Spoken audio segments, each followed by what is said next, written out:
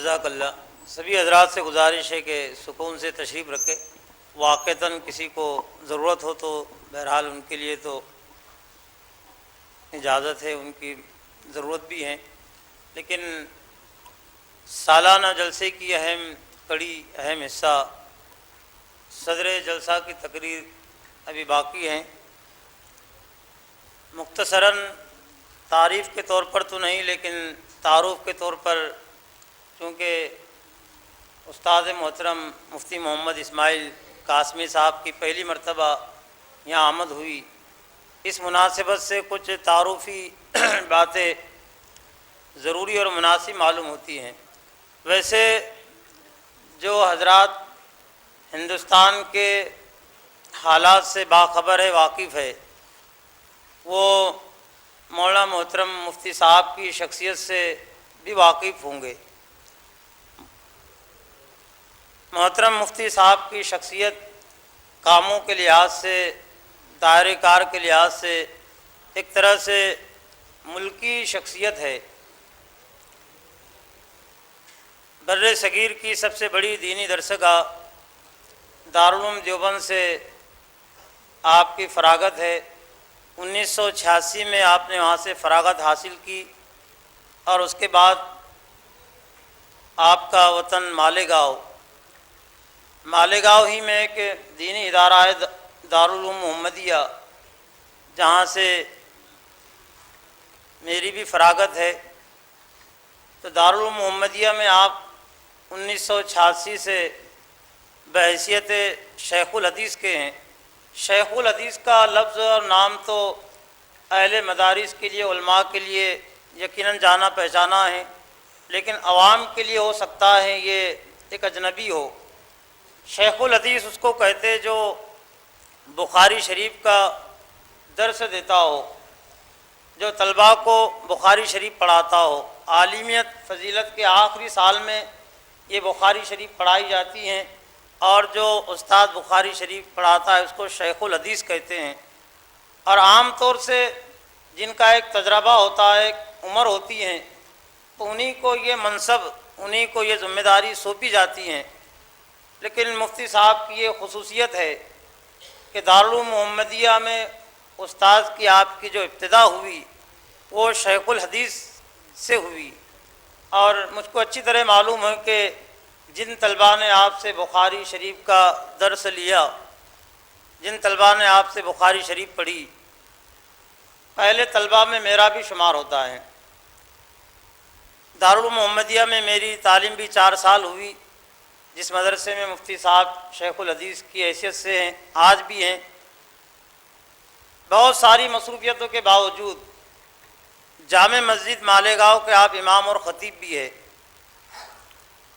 رکن دارالعلوم دیوبند کی بھی آپ کی حیثیت ہے۔ اہل علم حضرات اچھی طرح جانتے ہیں کہ دارالعلوم کا رکن بننا اور رکن ہونا یہ کوئی چھوٹا عہدہ نہیں ہے کہ کسی کو نوجوانی مل جائے، لیکن الحمدللہ مفتی صاحب کو دارالعلوم دیوبند کی شورا کی رکنیت بھی حاصل ہے، اور آپ کا جو اہم کام ہے اصلاح معاشرے کے سلسلے میں مالیگاؤں میں خصوصیت کے ساتھ 2-3 سالہ تحریک آپ نے اصلاح معاشرے کی چلائی بنفس نفیس، بذات خود ان ساری ذمہ داریوں کو پورا کرتے ہوئے تدریس کی اور امامت کی، اور اسی کے نتیجے میں آپ نے کچھ سیاسی اصلاحات کی بھی کوشش کی، اور اخبارات پڑھنے والے 2 سال پہلے مالیگاؤں کا کارپوریشن کا جو الیکشن ہوا، مفتی صاحب نے مسلم متحدہ محاذ کے نام سے ایک سیاسی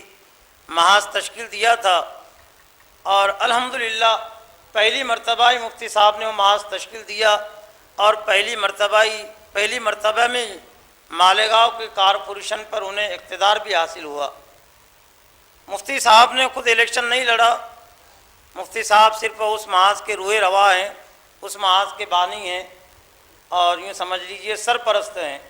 تو الحمدللہ مالیگاؤں میں اس وقت کارپوریشن میں جو میئر ہے، جو حکمراں طبقہ ہیں، وہ مفتی صاحب ہی کا بنایا ہوا ایک محاذ ہے۔ ہمارے لیے بڑی سعادت کی بات ہے، اور بطور خاص میرے لیے کہ جتنے جلسے ہوئے سالانہ جلسے اور اجتماعات، تو میرا اپنا یہ گمان ہے کہ پہلی مرتبہ کسی استاد کی موجودگی کا شرف اور سعادت مجھے حاصل ہوئی۔ مفتی صاحب کے ساتھ انہی کے بھائی مفتی عبد الماجد بھی یہاں موجود ہے، پیچھے بیٹھے ہوئے ہیں، وہ بھی دارالعلوم محمدیہ کے استاد ہے، میرے بھی استاد ہے۔ تو بہرحال زیادہ تفصیل میں نہیں جاتے ہوئے تعارف کے لیے یہی باتیں ہمارے لیے کافی ہوگی۔ صدر جلسہ استاد محترم مفتی محمد اسماعیل صاحب قاسمی سے گزارش ہے کہ وہ اپنے خطاب کا آغاز کریں۔ ذرا سامعین حضرات سے گزارش ہے کہ وہ قریب قریب بیٹھ جائے، بیچ میں جگہ خالی ہیں، اس جگہ کو پر کر لیں۔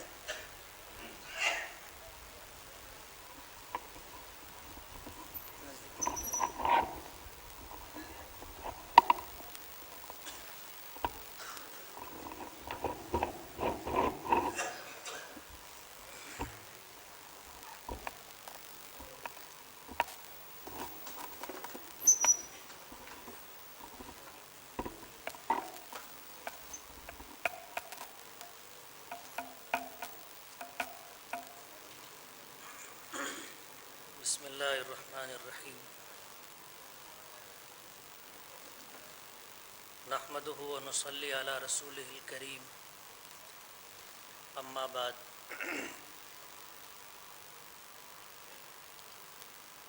اعوذ باللہ من الشیطان الرجیم بسم اللہ الرحمن الرحیم انا نحن نزلنا الذکر وانا له لحافظون وقال اللہ تبارک وتعالی فاذکرونی اذکرکم واشکروا لی ولا تکفرون صدق اللہ العظیم۔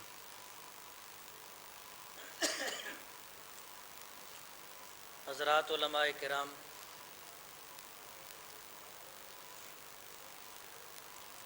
بزرگوں اور دوستوں، آپ کی ہمت کی داد دیتا ہوں میں کہ رات 9 بجے سے لے کر کے اب تک رات کے 3:15 بج چکے ہیں، یعنی کل 6.25 گھنٹے آپ جس تحمل کے ساتھ اور قوت برداشت کا مظاہرہ کرتے ہوئے بیٹھے ہیں، قابل مبارکباد ہے۔ میں آپ کے تحمل کو اور قوت برداشت کو زیادہ نہیں آزمانا چاہتا، وقت تو بہت کافی گزر چکا ہے، اور اگر یہ بات کہی جائے کہ ڈاکٹر جاوید مکرم صاحب کی گفتگو واقعی خطبہ صدارت تھی تو غلط نہیں ہوگا۔ انتہائی بصیرت افروز، چشم کشا، پرجوش، سنجیدہ اور بامقصد گفتگو ہے۔ اللہ تعالیٰ ان تمام باتوں کو ہمارے دلوں میں اتار دے، اور ان تمام باتوں پر ہمیں اللہ پاک اپنے فضل سے کھڑا کر دے۔ آپ یقین مانیے، اگر یہ خوبیاں، یہ صفات ہماری زندگیوں میں اگر آ گئی تو امت کے مسئلے حل ہو جائیں گے، امت کے مسئلے حل ہو جائیں گے۔ ایک ایک بات ایسی ہے جو امت کے مسئلوں کا حل ہے۔ شرط صرف اتنی ہے کہ ہم لوگ اپنے آپ کو آمادہ و تیار کر لیں، اپنے آپ کو آمادہ و تیار کر لیں، بس صرف اتنی شرط ہے۔ آج ہمارا سب سے بڑا رونا یہی ہے کہ ہم خود کچھ نہیں کرنا چاہتے، اور ہماری سوچ یہ بن گئی ہے کہ لوگ ہمارے مسئلے حل کریں۔ آج ہم کاسۂ گدائی لے کر کے کبھی حکومت کے دروازے پر، کبھی حکمرانوں کی چوکھٹ پر، کبھی سماجی ذمہ داروں کے دروازے پر اس امید کے ساتھ جاتے ہیں کہ یہاں سے ہمارے مسئلے حل ہوں گے، جبکہ اللہ نے ہمیں یہ شرف عطا کیا ہے کہ اشرف المخلوقات بنایا۔ اللہ نے ہمیں جو چہرہ، جو پیشانی عطا کی ہے، یہ ہمارے قامت میں سب سے بلندی پر ہے۔ اللہ نے اسے صرف اپنے آگے جھکنے کے لیے کہا، کسی اور کے آگے جھکانے سے منع کیا۔ کسی نے کہا ہے مجھے بھی اشعار صحیح معنوں میں یاد نہیں رہتے اور بے وزنی آ جاتی ہے، اگر ہو کسی کو یاد ہو کچھ فرق ہو جائے تو اسے اسی عفو کے خانے میں رکھ دیں۔ کسی شاعر نے کہا ہے ایک خدا کے نہ آگے جھکے تو، ایک خدا کے نہ آگے جھکے تو ہر جگہ سر جھکانا پڑا ہے۔ آج ہماری سب سے بڑی بیماری یہی ہے کہ ہم نے اللہ سے اپنا تعلق توڑ لیا ہے، اللہ پاک سے اپنا تعلق خراب کر لیا ہے۔ جس خدا نے ساری کائنات کو پیدا کیا اور جس خدا نے ہمیں اشرف المخلوقات بنایا، جس خدا نے بے مانگے ہمیں ایمان کی دولت عطا کی اور زندگی گزارنے کے لیے اسلام جیسا نظام زندگی اور قانون حیات عطا کیا اور ہماری رہبری اور رہنمائی کے لیے سرکار دو عالم صلی اللہ علیہ وسلم جیسی کامل و مکمل شخصیت عطا کی، اتنا سب کچھ ملنے کے بعد بھی آج اگر ہمارے ہاتھ میں کاسۂ گدائی ہے، ہم بھیک کا پیالہ لے کر کے اور کشکول لے کر کے اگر ادھر ادھر بھٹکتے ہوں تو ہم سے زیادہ بد نصیب، ہم سے زیادہ بد قسمت کوئی دوسرا شخص نہیں ہوگا۔ اللہ پاک سے ہم نے اپنے تعلقات خراب کر لیے۔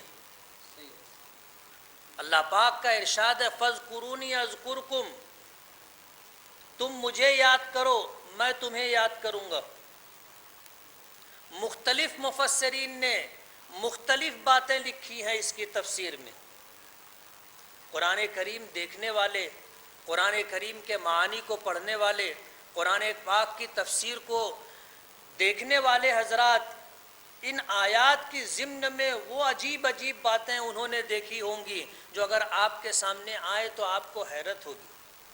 فَاذْكُرُونِي أَذْكُرْ، تم مجھے یاد کرو میں تمہیں یاد کروں۔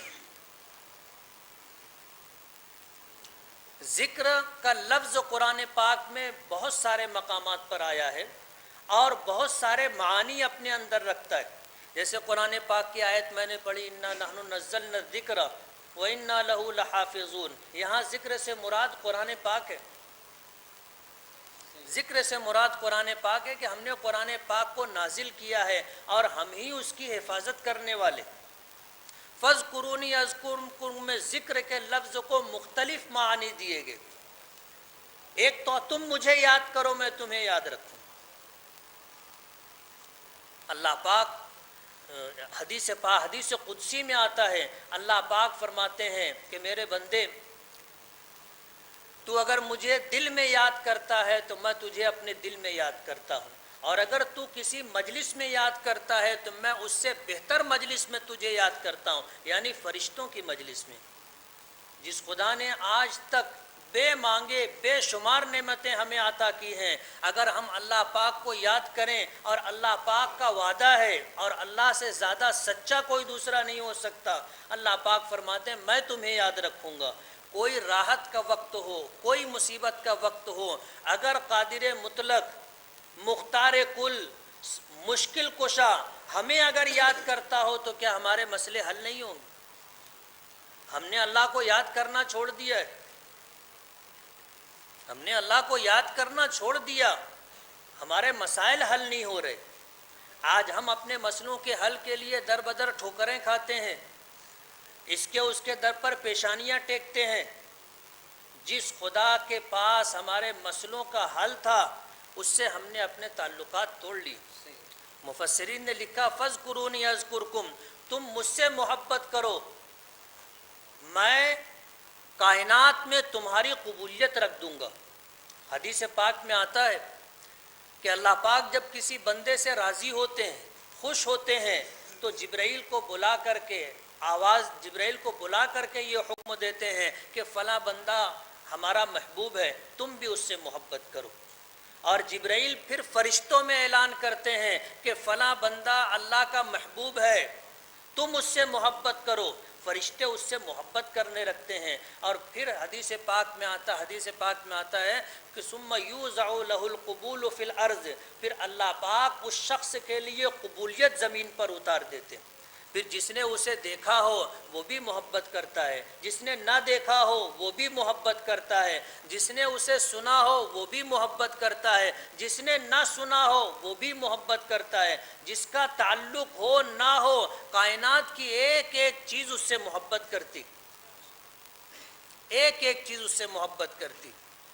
اللہ پاک نے فرمایا فَاذْكُرُونِي أَذْكُرْكُمْ، تم میری اطاعت کرو میں کائنات کو تمہاری خدمت میں لگا دوں گا۔ من کان للہ کان اللہ لہ، جو اللہ کا ہو جاتا ہے اپنے آپ کو ہر اعتبار سے اللہ کے تابع کر دے، اللہ پاک پوری کائنات کو اس کی خدمت پر مامور کر دیتے، پوری کائنات کو اس کی خدمت پر مامور کر دیتے ہیں۔ حضرت عمر فاروق رضی اللہ تعالی عنہ نے ایک لشکر روانہ کیا جہاد کے لیے، مدینہ منورہ میں تھے، حدیث تاریخ میں آتا ہے کہ جمعہ کا خطبہ دے رہے تھے اور خطبہ دیتے دیتے انہوں نے کہا یا ساریہ الجبل، یا ساریہ الجبل، یا ساریہ الجبل۔ دشمن پہاڑ کے پیچھے سے گھات لگا کر کے حملہ کرنا چاہتا تھا، اللہ پاک نے حضرت عمر فاروق رضی اللہ تعالی عنہ پر اس بات کو منکشف کیا، ان کی زبان سے یہ بات نکلی، سینکڑوں میل کی مسافت پر لشکر تھا، ہوا کو اللہ نے خدمت پر لگا دیا تھا۔ حضرت عمر کی زبان مبارک سے یہ جملے نکلے اور ہوا اپنے دوش پر لے کر کے وہاں پہنچی، اور امیر جو ساریہ نام کے تھے انہوں نے حضرت عمر کی اس آواز کو اپنے کان سے سنا، ہواؤں کو اللہ نے مسخر کر دیا تھا۔ حضرت سعد بن ابی وقاص کے متعلق آتا ہے کہ جب کسریٰ کے محلات پر حملہ کرنے کے لیے جا رہے تھے تو دریائے دجلہ آ گیا، دشمنوں نے پل اٹھا لیے تھے، دریا طغیانی پر تھا اور دریا پار کرنے کے لیے کوئی سبب کے درجے میں چیز نہیں تھی۔ اپنے ساتھیوں کو خطاب کیا اور کہا کہ ہم تو اللہ کے سپاہی ہیں، دنیا کی کوئی طاقت ہمارا راستہ نہیں روک سکتی۔ اللہ کا نام لیا اور اپنے گھوڑے کو لے کر کے پانی میں اتر گئے، پورا لشکر دریائے دجلہ کو پار کرتا ہوا دوسرے کنارے تک پہنچا۔ تاریخ میں آتا ہے جب کسی مجاہد کا گھوڑا تھک جاتا تھا تو زمین اوپر اٹھ کر کے آتی تھی اور گھوڑا اس پر دم لیا کرتا تھا، اس کے بعد آگے چلتا تھا۔ جب دریا پار کیا ہے تو دریا پار کرنے کے بعد امیر نے اپنے ساتھیوں سے پوچھا کہ کسی کا کوئی سامان تو نہیں گر گیا، چھوٹ تو نہیں گیا؟ ایک ساتھی کہنے لگے کہ امیر المومنین میرا پیالہ تھا جو بیچ دریا میں گر گیا۔ دریا کو خطاب کر کے سعد بن ابی وقاص نے کہا تھا کہ ہم اللہ کے دین کے سپاہی ہیں اور محمد الرسول اللہ صلی اللہ علیہ وسلم کے ساتھی ہیں، یہ پیالہ ہماری ضرورت کا ہے، ہم پانی پینے کے لیے، کھانا کھانے کے لیے، وضو کرنے کے لیے، دیگر ضروریات کے لیے استعمال کرتے ہیں، پیالہ ہمیں واپس کر دے۔ تم مجھ سے محبت کرو، میں دنیا میں تمہیں محبوب بنا دوں گا، اور تم میری اطاعت کرو، میں دنیا کو تمہاری خدمت میں لگا دوں گا، تم میری عزت کرو، میں دنیا میں تمہیں عزت اور سرفرازی کا مقام عطا کروں گا۔ بشر حافی رحمۃ اللہ علیہ کا واقعہ سنا ہوگا، بے راہ روی کی زندگی گزار رہے تھے، 24 گھنٹہ شراب میں دھت رہتے تھے۔ ایک مرتبہ راستے سے گزر رہے تھے، کوئی کاغذ کا پرزہ پڑا ہوا تھا، نظر پڑی، اس پر اللہ لکھا ہوا تھا، اسے اٹھایا، صاف کیا، اسے چوما اور بلندی پر رکھ دیا۔ اللہ پاک نے ہدایت کا فیصلہ کیا کہ جو شخص میرے نام کا اتنا احترام کرتا ہو، اس طرح عزت کا معاملہ کرتا ہو، اللہ نے عزت عطا کی، اور پھر اللہ نے ولایت کا مقام عطا کیا۔ ولی کامل کی فہرست میں آج ان کا نام آتا ہے، ننگے پیر چلا کرتے تھے۔ آتا ہے کہ جب تک بقید حیات رہے بغداد کے اندر کوئی جانور راستے پر گندگی نہیں کرتا تھا۔ بشر نام تھا، حافی اس لیے کہتے تھے کہ ننگے پیر چلا کرتے تھے، پیر گندا نہ ہو، پیر ناپاک نہ ہو۔ اللہ نے کائنات کو مسخر کر دیا تھا، جانور بھی راستے پر پیشاب پاخانہ نہیں کرتے تھے۔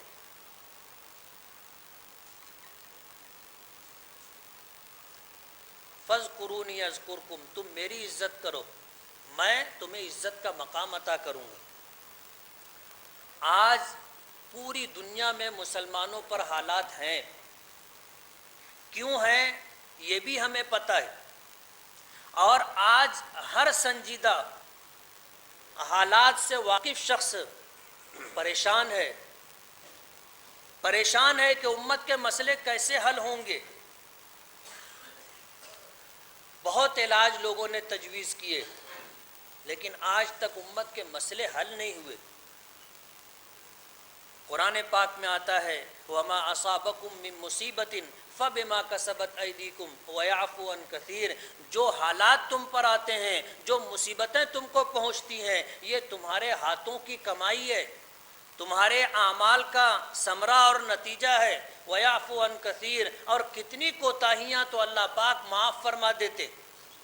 اگر ہر کوتاہی پر اللہ پاک پکڑ کرنا شروع کر دیں تو پھر آدمی جی نہیں سکتا۔ کتنی کوتاہیاں اللہ پاک معاف کر دیتے ہیں وَيَعْفُو عَن كَثِيرٍ، لیکن جو آج حالات ہم پر ہیں یہ ہماری بدعمالیوں کا نتیجہ ہے۔ اللہ کا در ہم نے چھوڑ دیا، اللہ سے تعلق توڑ لیا۔ جس در سے پوری دنیا کو سب کچھ ملتا تھا اس در پہ جانا ہم نے چھوڑ دیا۔ اللہ سے تعلق توڑ کر کے اور اللہ کے گھر سے رشتہ توڑ کر کے نظام حیات قرآن پاک کی شکل میں ملا تھا، اس کو پس پشت ڈال کر کے جو لوگ زندگی گزارتے ہوں پھر وہ چین اور سکون کے ساتھ جی لیں، کیسے ہوگا؟ ہماری بدعمالیوں کا نتیجہ ہے۔ ہم اگر راحت میں اللہ کو یاد کریں تو اللہ مصیبت میں ہمیں یاد کرے، راحت میں ہم اللہ کو یاد کریں مصیبت میں اللہ ہمیں یاد رکھے گا۔ فَاذْكُرُونِي أَذْكُرْكُمْ، کہ تم مجھے راحت میں یاد کرو میں مصیبت میں تمہیں یاد رکھوں گا۔ ایک خاتون کا واقعہ آتا ہے، جنگل سے گزر رہی تھی، گود میں دودھ پیتا بچہ تھا، بھیڑیے نے حملہ کیا، اپنی جان بچانے کے لیے اس نے جو دفاع کیا، جد و جہد کی، اس میں بچہ اس کی گود سے گر گیا، بھیڑیا اس بچے کو پکڑا، منہ میں لیا اور بھاگا۔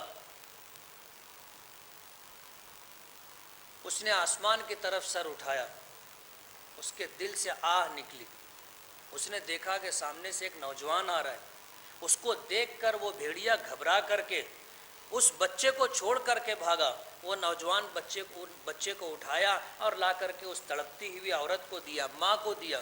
اس نے پوچھا کہ تو کون ہے بیٹے، تو کون ہے؟ تو اس نے کہا کہ میں اللہ کی طرف سے بھیجا ہوا فرشتہ ہوں۔ تم یاد کرو اس وقت کو، دسترخوان پر بیٹھے تھے، دسترخوان پر بیٹھے تھے، کھانا لے کر کے بیٹھے تھے، جتنا کھانا تھا دسترخوان پر اس کے علاوہ کوئی کھانا نہیں تھا، اور یہ کھانا گھر والوں کی ضرورت کے لیے کافی نہیں تھا۔ ایک سائل آیا، اس نے آ کر کے آواز دی کہ اللہ کے نام پر دینا، کئی وقت کے فاقے سے ہو۔ اس کی آواز سن کر کے اللہ کے نام پر تم نے اٹھا کر کے وہ دے دیا تھا۔ آج جب مصیبت آئی اللہ کو تم نے پکارا، اللہ کی مدد نہیں آئی۔ دنیا نے اپنی آنکھوں سے دیکھا ہے سرکار دو عالم صلی اللہ علیہ وسلم کی 23 سالہ زندگی، صحابہ کرام رضوان اللہ تعالی علیہ مجمعین کے حالات زندگی آپ دیکھ لیں، اللہ کی مدد آئی۔ آج بھی اللہ کی مدد آتی، آج بھی اللہ کی مدد آتی ہے۔ ہم اللہ سے اپنا تعلق تو جوڑیں، جس شریعت کو ہم مانتے ہیں، جس قرآن پاک پر ہمارا ایمان ہے، ہم کم سے کم اس کے حکموں پر عمل کرنا شروع کر دیں، اللہ کی اطاعت و فرما برداری پر آ جائیں، خدا کی قسم ہمارے سارے مسئلے حل ہو جائیں گے۔ سارے مسئلوں کا حل اللہ کے پاس ہے۔ اسباب میں اللہ تاثیر ڈالتے ہیں تو اسباب اثر انداز ہوتے ہیں، اللہ اگر اسباب سے تاثیر نکال لیں تو اسباب بھی کارگر نہیں ہوتے۔ ہم اللہ پاک سے اپنا تعلق توڑیں، جو شریعت ہمیں عطا کی گئی ہے، جو سنت اور جو طریقہ زندگی سرکار دو عالم صلی اللہ علیہ وسلم نے ہمیں عطا کیا ہے، اس پر اگر ہم چل کر کے زندگی گزاریں گے ہمارے سارے مسئلے اللہ پاک حل کر دے۔ 2 بچوں نے قرآن پاک حفظ مکمل کیا، قابل مبارکباد ہیں، وہ بھی، ان کے ماں باپ بھی، ان کے خاندان کے ایسے افراد بھی جن کے حق میں یہ سفارش کر دیں۔ قرآن پاک صرف رٹنے کے لیے نہیں آیا ہے، لیکن اگر کوئی اسے رٹ کر زبانی یاد کر لیتا ہے تو بھی اس کے لیے فضیلت ہے۔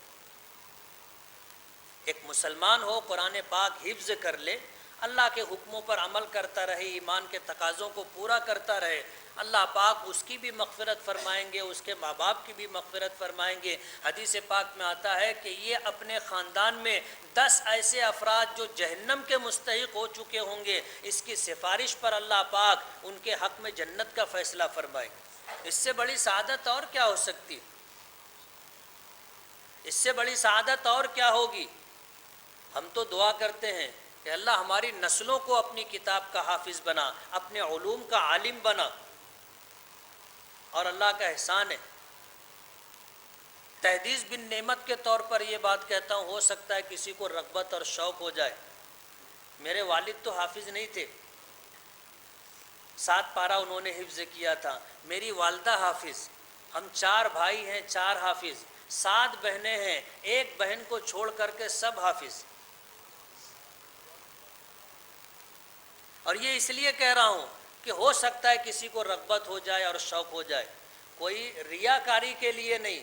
میں آج آیا ہوں پہلی مرتبہ، آپ سے کچھ لینا نہیں ہے، میں چلا جاؤں گا، آپ سے کوئی آس اور امید نہیں ہے کہ آپ کہیں میری تعریف کریں گے یا آپ مجھے کچھ ہدیتاً دے دیں گے، قطعاً نہیں۔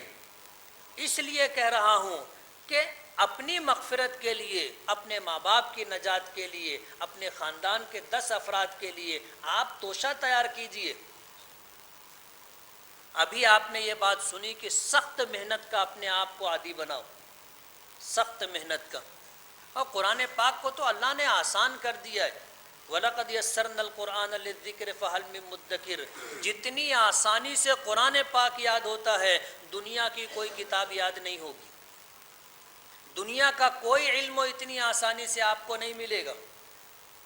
اللہ نے اس کی حفاظت کا وعدہ فرمایا ہے، انہی حفاظت کے اسباب میں سے ایک سبب حفظ قرآن پاک بھی ہے، حفظ قرآن پاک بھی ہے۔ ایک شخص جو حافظ قرآن ہوگا، ایمان کے ساتھ، ایمان کے تقاضوں کے ساتھ دنیا سے گیا ہوگا، جب جنت میں جائے گا حضور فرماتے ہیں اس سے کہا جائے گا اقرا ورتقی ورتل کما کنت ترتل فی الدنیا فإن منزلتک عند آخر آیت تقرأها، کہ قرآن پاک پڑھتا جا، جنت کے درجات طے کرتا جا، قرآن پاک پڑھتا جا، جنت کے درجات طے کرتا جا، تیرا ٹھکانہ، تیرے درجات کی انتہا کہاں ہوگی؟ جب تو قرآن پاک پڑھ کر کے رک جائے گا۔ فَإِنَّ مَنزِلَتَكَ عِنْدَ آخِرِ آیَةٍ تَقْرَؤُهَا، آخری آیت جس کی تو تلاوت کرے گا اور رک جائے گا، وہاں تک اللہ پاک تیرے درجات کو بلند فرمائیں گے۔ حدیث پاک میں آتا ہے کہ حافظ قرآن کے ماں باپ کو میدان محشر میں اللہ پاک نور کا منبر عطا کریں گے، نور کا منبر عطا کریں گے۔ جس وقت لوگ نفسی نفسی میں مبتلا ہوں گے، اس وقت یہ منبروں پر بیٹھے ہوں گے۔ حضور فرماتے ہیں کہ میدان محشر میں ان کو دیکھ کر کے لوگ یہ گمان کریں گے کہ شاید یہ پچھلی امتوں کے نبی ہوں۔ حضور نے فرمایا کہ یہ نبی نہیں ہوں گے، یہ حافظ قرآن کے ماں باپ ہوں گے۔ ظاہر بات ہے یہ حافظ قرآن کے ماں باپ ہیں تو طفیلی ہوئے، یہ تو حافظ قرآن نہیں ہے۔ حافظ قرآن کے ماں باپ ہیں، ماں باپ ہونے کے طفیل میں ان کو یہ مقام دیا گیا۔ پھر حضور فرماتے ہیں کہ فما ظنکم بالنجل، اس نوجوان کے متعلق تمہارا کیا گمان ہے جس کو اللہ پاک نے اپنے کتاب کے حفظ کی دولت عطا کی۔ جب طفیلیوں کو اس طرح نوازا جائے گا، جو ذریعہ بنے تھے اس بچے کے لیے دنیا میں آنے کا، جب ان کو اس طرح اللہ پاک انعام و اکرام سے نوازے گا تو پھر حافظ قرآن کو اللہ پاک کیا کچھ عطا نہیں کریں گے۔ بہت بڑا شرف ہے، بہت بڑی دولت ہے حفظ قرآن پاک۔ امت کے سب سے پہلے حافظ سرکار دو عالم صلی اللہ علیہ وسلم، تفصیل کا موقع نہیں ہے. سب سے پہلے حافظ آپ. قرآن پاک نازل ہوتا تھا، حضرت جبرائیل کے پڑھنے کے ساتھ حضور خود بھی پڑھتے تھے، اور اس گمان کی وجہ سے کہ کہیں میں کچھ بھول نہ جاؤں، اللہ پاک نے حکم نازل فرمایا کہ لا تحرک به لسانک لتعجل به ان علینا جمعہ وقرآنہ، کہ آپ اپنی زبان کو حرکت نہ دیں قرآن پاک کو جلد یاد کرنے کے لیے. یہ ہماری ذمہ داری ہے کہ ہم قرآن پاک آپ کے سینے میں جمع کر دیں گے اور پھر بعد میں آپ سے قرآن پاک پڑھوا دیں گے. یہ ہماری ذمہ داری ہے. سب سے پہلے حافظ قرآن سرکار دو عالم صلی اللہ علیہ وسلم. کتابوں میں آتا ہے کہ عورتوں میں سب سے پہلی حافظہ حضرت عائشہ صدیقہ رضی اللہ تعالی عنہ. پھر صحابہ کرام میں تو بہت سے تھے حافظ، اور آج تک یہ سلسلہ امت میں چلا آ رہا ہے. آپ کو دنیا میں کوئی توریت کا حافظ نہیں ملے گا، انجیل کا حافظ نہیں ملے گا، زبور کا حافظ نہیں ملے گا، لیکن قرآن پاک کے حافظ آپ کو ہر بستی میں انشاءاللہ ملے گی، ہر بستی میں ملے گی. آج تو 1980 کے بعد سے جیسے قرآن پاک سے امت کو ایک تعلق ہو گیا، پورے مہاراشٹر کے اندر قرآن پاک تجوید سے پڑھنا اور قرآن پاک کو حفظ کرنے کا ماحول بن گیا. وہ بچے جو کالجوں میں، ہائی اسکولوں میں اور پرائمری اسکولوں میں پڑھتے ہیں، ایک وقت وہاں جاتے ہیں، ایک وقت مکتب میں آتے ہیں، قرآن پاک ناظرہ پڑھتے ہیں، پھر قرآن پاک حفظ بھی کرتے ہیں. ہمارے یہاں مالیگاؤں میں تو الحمدللہ پورا ماحول ہے. بچہ ایک وقت اسکول میں جاتا ہے، ہائی اسکول اور کالج میں جاتا ہے، ایک وقت آ کر کے وہ مکتب میں، مدرسے میں آتا ہے، حفظ کرتا ہے،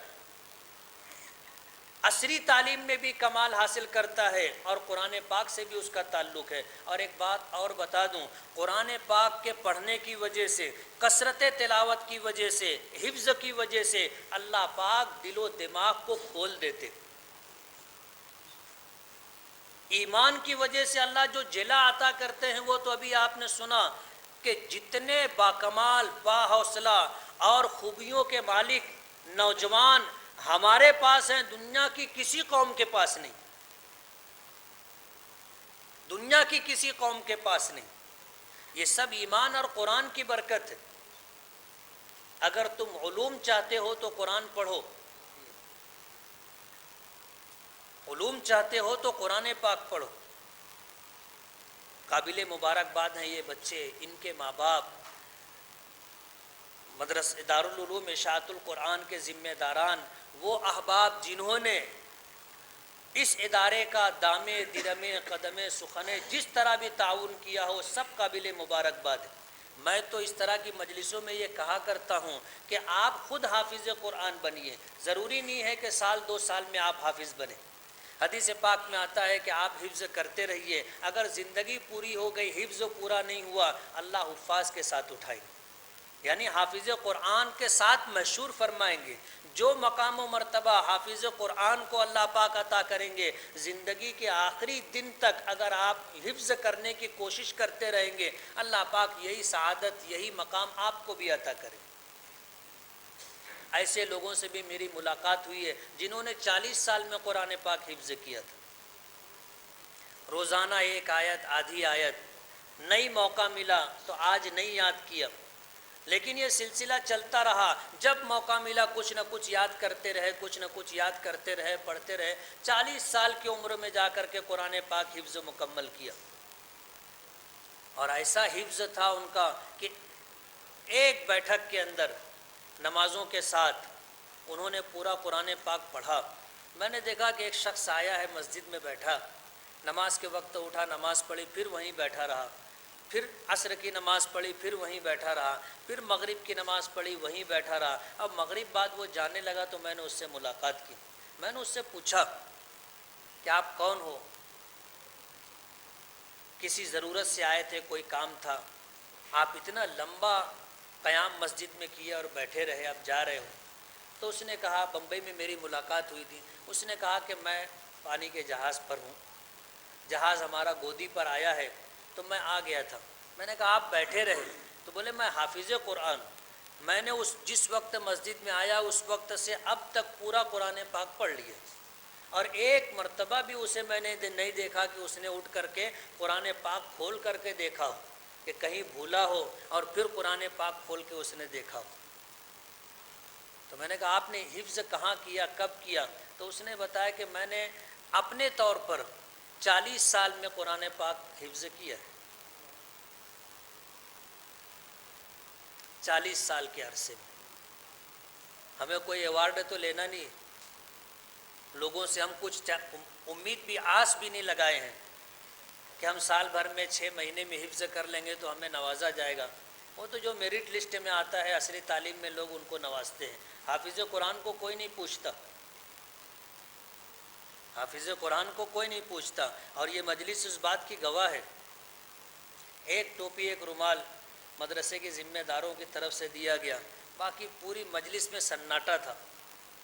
آج کوئی 10ویں میں 12ویں میں میرٹ لسٹ میں آتا ہے، آپ دیکھیے اس کا کتنا زبردست استقبال ہوتا ہے اور کس طرح اس کو نوازا جاتا ہے۔ آج دین کی ہمارے نزدیک کوئی اہمیت نہیں ہے، دنیا میں کسی مقام کا مل جانا ہمارے نزدیک بہت اہم ہے۔ سب لوگ مبارکبادیاں دیتے ہیں، تحفے تحائف پیش کیے جاتے ہیں، حافظ قرآن ہونے پر کیا سلوک ہم نے کیا ہے وہ آپ نے اپنی آنکھوں سے دیکھا ہے۔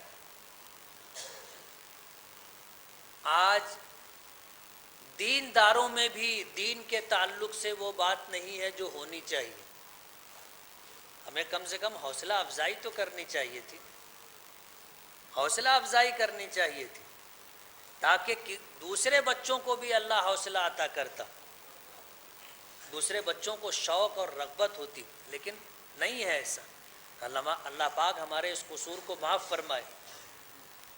یہ بچے قابل مبارکباد ہیں، ان کے اساتذہ، ادارے کے ذمہ داران، اور اس وقت آپ نے اس پروگرام میں شرکت کر کے بچوں کا شرکت کے ذریعے سے حوصلہ بڑھایا، سب قابل مبارکباد ہیں۔ اللہ پاک اس خدمت کو قبول فرمائے اور اس سلسلے کو دراز فرمائے، اور اس ادارے سے جو توقعات وابستہ کی گئی ہیں اللہ تعالیٰ ان توقعات کو پورا فرمائے، اور اس مجلس کے اندر خیر کی جتنی باتیں آئی ہیں، کہنے والے بھی محتاج ہیں، سننے والے بھی محتاج ہیں، اللہ پاک ہم تمام کو عمل کرنے کی توفیق عطا فرمائے۔ وآخر دعوانا ان الحمدللہ رب العالمین۔ بسم اللہ الرحمن الرحیم، الحمدللہ رب العالمین، اللہم صلی وسلم وبارک علی سیدنا محمد وعلی آل محمد کما صلیت وبارکت علی ابراہیم وعلی آل ابراہیم انک حمید مجید۔ اے اللہ ہمارے گناہوں کو معاف فرما، ہماری خطاؤں سے درگزر فرما، ہماری سیئات کو حسنات سے مبدل فرما۔ اے اللہ ہمارے عیبوں کی پردہ پوشی فرما۔ آج تک آپ نے نبھایا ہے، تمام تر کوتاہیوں کے باوجود آپ نے عزتوں سے سرفراز فرمایا ہے، کوتاہیوں کے باوجود رزق میں تنگی نہیں کی، اپنی بے شمار نعمتیں آپ نے عطا فرمائی ہے۔ اے اللہ ہم اقراری مجرم ہیں، ہمیں اپنے گناہوں کا اقرار و اعتراف ہے۔ اے اللہ دن کے اجالے میں، رات کے اندھیرے میں، جانے انجانے میں چھوٹے بڑے گناہ ہوتے رہے، اے اللہ اپنے فضل و کرم سے معاف فرما دے۔ آپ کے سوا کوئی بھی نہیں ہے جو ہمارا سہارا ہو، اور آپ کے سوا کوئی بھی ہمارا ماوا و ملجا نہیں، سب کچھ آپ کے قبضے قدرت میں ہے۔ ہماری پیشانیاں، ہمارے مسائل اور حالات سب کچھ آپ کے قبضے قدرت میں ہیں۔ آپ چاہیں تو ہمارے لیے سارے حالات سازگار ہو سکتے ہیں۔ اے اللہ ہمیں نیک عمل کی توفیق عطا فرما۔ تیرے محبوب نبی نے فرمایا کہ بندوں کے اعمال جس طرح آسمان پر جاتے ہیں، اللہ پاک کی طرف سے فیصلے اسی طرح کے نازل ہوتے ہیں۔ اے اللہ ہمیں اخلاص کے ساتھ نیکی کی توفیق عطا فرما، فرما برداری کی توفیق عطا فرما۔ ہمارے قلوب اور پیشانیاں آپ کے قبضے قدرت میں ہیں، آپ ہمیں صراط مستقیم پر ڈال دیں، ہمیں نیکی کی توفیق عطا فرما دیں، اپنی مرضیات پر چلنا آسان کر دیں۔ اے اللہ ہماری مغفرت فرما، ہمارے ماں باپ کی مغفرت فرما، ہمارے مرحومین کی مغفرت فرما، دوست و احباب اعزاء و اقربا کی مغفرت فرما۔ اے اللہ ہمیں ایمان کا کمال عطا فرما، ہدایت کا کمال عطا فرما، اسلامی تعلیمات، اسلامی احکامات، اسلامی اخلاق اور خوبیوں سے مالا مال فرما۔ اے اللہ اخلاص کی دولت عطا فرما، ریاکاری، نام و نمود، ریا و شہرت سے ہماری حفاظت فرما۔ اے اللہ اپنی مرضیات پر جینے اور مرنے کی توفیق عطا فرما۔ اے اللہ دوست و احباب کی مغفرت فرما، ہم میں جو بیمار ہیں انہیں شفا عطا فرما، جو پریشان حال ہیں ان کی پریشانیوں کو دور فرما، جو بے روزگار ہیں انہیں جائز اور حلال روزی نصیب فرما، جو بے اولاد ہیں انہیں نیک اور صالح اولاد عطا فرما۔ اے اللہ ہم میں جو مقروض ہیں ان کے قرضوں کی ادائیگی کا غیب سے انتظام فرما، جو ہم میں جو لوگ ناکردہ گناہوں کی سزا جھیل رہے ہیں اور سلاخوں کے پیچھے جن کی زندگیاں گزر رہی ہیں، اے اللہ ان کے لیے باعزت رہائی کے جلد سے جلد فیصلہ فرما۔ اے اللہ امت کی بیٹیاں اور امت کے بچے جو بے نکاحی زندگی گزار رہے ہیں اور شادی کی عمر کو پہنچ چکے ہیں، اے اللہ ان کے مستقبل کو روشن فرما، ان کے لیے نکاح کا ہونا آسان فرما، انہیں اچھا رشتہ عطا فرما، اپنی تابع داری اور اپنی فرما برداری عطا فرما، خوشگوار خوشحال زندگی عطا فرما۔ اے اللہ ہماری آنے والی نسلوں کی حفاظت فرما، انہیں دین پر استقامت عطا فرما، دین کی خدمت کے لیے اخلاص کے ساتھ قبول فرما، اولاد کے غموں سے اولاد کے دکھوں سے ہماری حفاظت فرما، اولاد کی بے راہ روی اور گمراہی سے ہماری حفاظت فرما۔ اے اللہ پوری دنیا میں امن و امان قائم فرما، پوری دنیا میں اسلام کو غلبہ عطا فرما، مسلمانوں کو ان کی عزت رفتہ واپس فرما۔ اے اللہ ہمیں عزت کے ساتھ سربلندی کے ساتھ زندگی گزارنے کا موقع اور توفیق عطا فرما۔ پروردگار عالم کرنے والی ذات آپ کی ہے، آپ کے کرنے سے ہی سب کچھ ہوتا ہے۔ اے اللہ امت کے لیے بہتری کے مواقع پیدا فرما اور ان مواقع سے فائدہ اٹھانے کی امت کو توفیق عطا فرما، ہماری جوانوں کی جوانیوں میں برکت عطا فرما اور اپنے دین کی خدمت اور آبیاری کے لیے ان کی جوانیوں کو اور صلاحیتوں کو قبول فرما۔ اے اللہ تیرے نیک بندوں نے جتنی دعائیں مانگی ہیں، اے اللہ ان دعاؤں میں ہمیں حصہ عطا فرما، جن جن شرور و آفات سے پناہ چاہی ہے اے اللہ ہم تمام کو بھی پناہ عطا فرما۔ ربنا تقبل منا انک انت السمیع العلیم وتب علینا انک انت التواب الرحیم۔ جزا اللہ عنا محمدا صلی اللہ علیہ وسلم ما هو اہلہ۔ سبحان ربک رب العزۃ عما یصفون وسلام علی المرسلین والحمد للہ رب العالمین۔